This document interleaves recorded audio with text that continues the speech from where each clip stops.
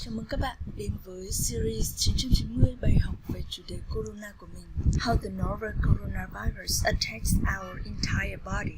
COVID-19 is known primarily as a respiratory illness.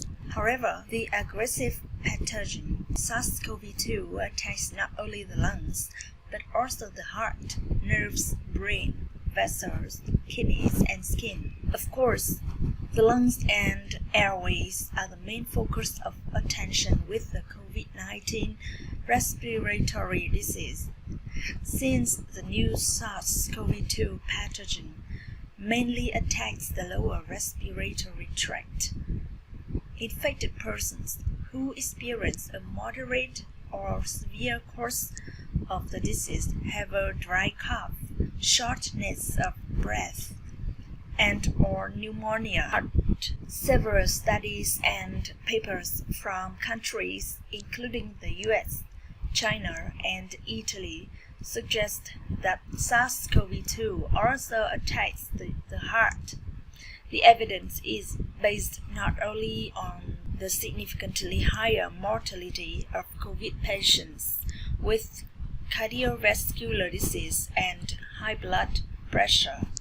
Several studies have also shown that patients with severe courses of the disease often had elevated blood biomarkers released by destroyed and dying heart muscle cells.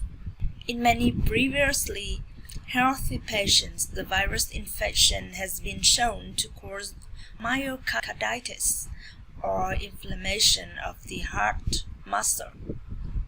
Whether the new coronavirus SARS-CoV-2 itself causes this damage to the heart, or it seems more likely the harm is done by the immune reactions triggered by the infection, remains to be seen. However, acute heart damage has also occurred in the past in some SARS and MERS patients, and the SARS-CoV and MERS-CoV pathogens are very closely related to the current coronavirus, SARS-CoV-2. Lungs. During the COVID-19 disease, the lung is massively attacked, but the damage doesn't always stop there. Many recovered patients have presented partially reduced lung function as a late consequence. Chinese researchers have found a milky glass-like cloudiness in the lungs of some people who have recovered from COVID-19, which suggests permanent organ damage has occurred. Further investigations must now show whether the patients have developed pulmonary fibrosis, in which the connective tissue of the lung becomes inflamed. This makes it harder for oxygen to reach the blood vessels, stiffens the lungs, and makes breathing shallow and rapid.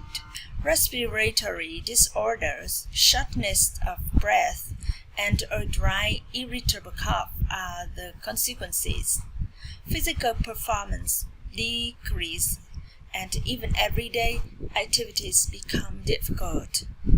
Pulmonary fibrosis cannot be cured because the scarred changes in the lung tissue do not regress, but the progression of the condition can be delayed and sometimes even stopped if it is detected in time. Vessels. During the autopsy of deceased COVID-19 patients, pathologists at the University Hospital of Zurich discovered that in some of them the entire cell layer on the inside of the blood and lymph vessels of various organs was inflamed. The researchers concluded that the novel coronavirus SARS-CoV-2 leads to a generalized inflammation in the endothelium via ACE2 receptors. This could lead to severe microcirculatory disturbance that damage the heart and cause pulmonary embolism and vascular occlusion in the brain and intestinal tract. As a result, multi-organ failure occurs, which can often lead to death. Sau đây là bản dịch. Cách thức virus corona chủng mới tấn công toàn bộ cơ thể chúng ta. COVID-19 chủ yếu được biết đến như là một bệnh hô hấp. Tuy nhiên, mầm bệnh SARS-CoV-2 xâm lấn không chỉ tấn công phổi, mà còn cả tim, thần kinh, não, mạch, thận và da. Tất nhiên, phổi và đường thở là nơi tập trung chính của bệnh hô hấp COVID-19. Do mầm bệnh SARS-CoV-2 chủng mới chủ yếu tấn công đường hô hấp dưới, những người bệnh phải trải qua giai đoạn giữa hoặc nặng của bệnh có biểu hiện ho khan, khó thở hoặc viêm phổi, tim. Một số nghiên cứu và bài báo từ các quốc gia bao gồm Mỹ, Trung Quốc và Ý cho thấy SARS-CoV-2 cũng tấn công tim. Bằng chứng không chỉ dựa trên tỷ lệ tử vong cao hơn đáng kể của bệnh nhân mắc COVID-19 có bệnh lý nền về tim mạch và huyết áp cao. Một số nghiên cứu cũng cho thấy những bệnh nhân mắc bệnh nặng thường bị tăng dấu ấn sinh học trong máu do tế bào cơ tim bị phá hủy và tiêu diệt.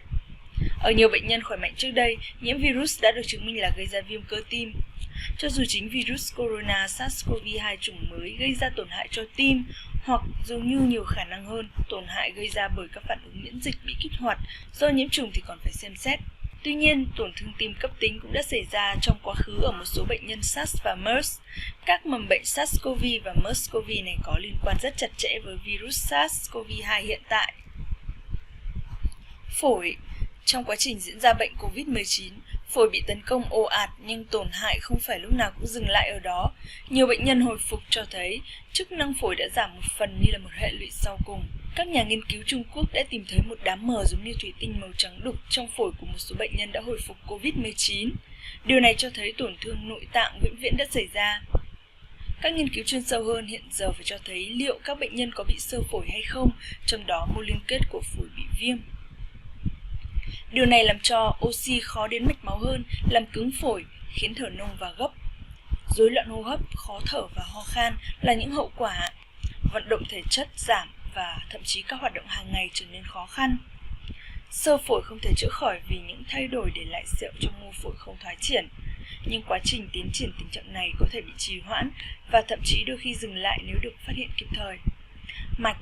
Trong quá trình khám nghiệm tử thi của bệnh nhân COVID-19, các nhà nghiên cứu bệnh học tại Bệnh viện Đại học Zurich đã phát hiện ra rằng trong một số đó, toàn bộ lớp tế bào ở bên trong máu và các mạch bạch huyết, nội mạc của các cơ quan khác nhau đã bị viêm. Các nhà nghiên cứu kết luận rằng virus corona SARS-CoV-2 chủng mới dẫn đến tình trạng viêm tổng quát nội mạc thông qua các thụ thể ACE2. Điều này có thể dẫn đến rối loạn vi tuần hoàn nghiêm trọng, làm tổn thương tim, gây tắc nghẽn mạch phổi và tắc mạch máu trong não và đường ruột. Kết quả là xảy ra hiện tượng suy đa tạng, thường có thể dẫn đến tử vong.